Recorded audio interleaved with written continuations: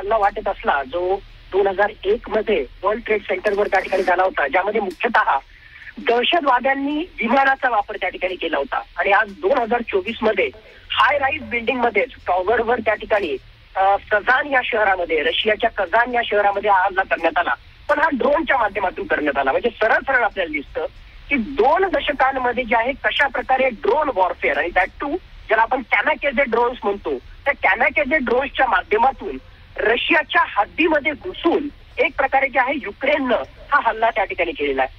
मुळात काही दिवसांपूर्वीच रशियामधले एक महत्वाचे सिनियर मिलिटरी ऑफिसर, जनरल रँकचे ऑफिसर, ज्यांचा मुख्यतः संबंध न्यूक्लिअर, बायोलॉजिकल आणि केमिकल वॉरफेअरच्या कमांड सोबत होता, त्यांचा जो आहे खात्मा करण्यात, त्यांची हत्या करण्यामध्ये युक्रेनला त्या ठिकाणी यश मिळालं होतं.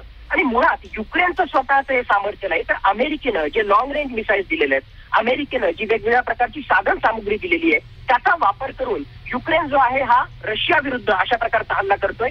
काहीच तासांपूर्वी रशियानं जे आहे युक्रेनमध्ये कीव्ह मध्ये हल्ले केले होते, ज्यामध्ये 6 एम्बेसीचं त्यांनी नुकसान केलं होतं, आणि त्याचा वचपा म्हणून की काय युक्रेननं जे आहे अशा प्रकारचा हल्ला केलेला आहे. मुळात हे हल्ले जरी होत असले तरी एक महत्वाची गोष्ट आपल्याला लक्षात घ्यावी लागेल की अशा प्रकारच्या गोष्टी त्या ठिकाणी घडत होत्या की जानेवारी 2025 मध्ये ज्यावेळेस ट्रम्प सत्तेवर येतील त्यावेळेस रशिया आणि युक्रेन यांचा वाद जो आहे तो संपुष्टात येईल. कारण एक प्रकारे युक्रेनला नाटोच्या मार्फत आणि त्यातल्या त्यात अमेरिकेच्या मार्फत जी एड दिली जाते, जी मदत दिली जाते, त्याला कुठेतरी कात्री लावण्याचं काम ट्रम्प करतील, आणि याच्या माध्यमातून रशिया आणि युक्रेन याच्यामध्ये ज्या आहेत वाटाघाटी होतील अशा प्रकारची शक्यता निर्माण होताना दिसत होती. पण मागच्या काही दिवसांमधल्या ज्या घटना घडत आहेत आणि त्यातल्या त्यात आजचे हे जे ड्रोनचे हल्ले आहेत, याच्यामुळे रशिया आणि युक्रेन मधलं वॉर एस्केलेशन, यांच्यामधलं युद्ध जे आहे आणखीन पेटतं की काय अशा प्रकारची परिस्थिती निर्माण होताना आपल्याला स्पष्टपणे दिसत आहे.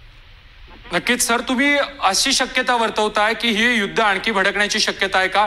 मागील 2 ते 2.5 वर्षांपासून रशिया आणि युक्रेनमध्ये संघर्ष सुरू आहे. याआधी भयानक युद्ध झालं, त्यानंतर छोटे मोठे हल्ले हे होतच राहिलेले आहेत, आणि आज पुन्हा एकदा हल्ला करण्यात आलाय. हो, 1000 दिवसांहून अधिक कालावधी झालेला आहे, आणि तरी सुद्धा रशिया आणि युक्रेन यांच्यामधलं युद्ध जे आहे संपण्याचं काही नाव घेत नाही. आणि जसं मी थोड्या वेळापूर्वी सांगितलं, यामधला सगळ्यात महत्वाचा जो फॅक्टर आहे, युक्रेन हा रशिया समोर सामरिकदृष्ट्या उभा राहू शकत नाही.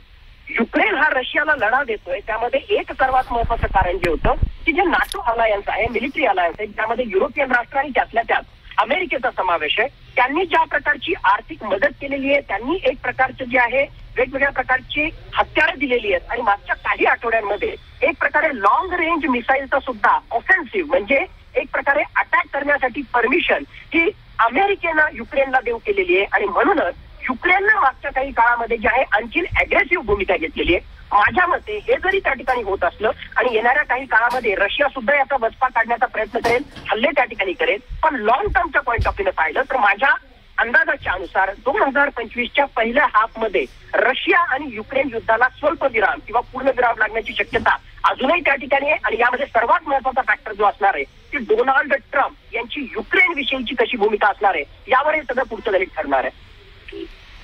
नक्की सतीश ढगे सर, धन्यवाद तुम्ही दिलेल्या या माहिती संदर्भात.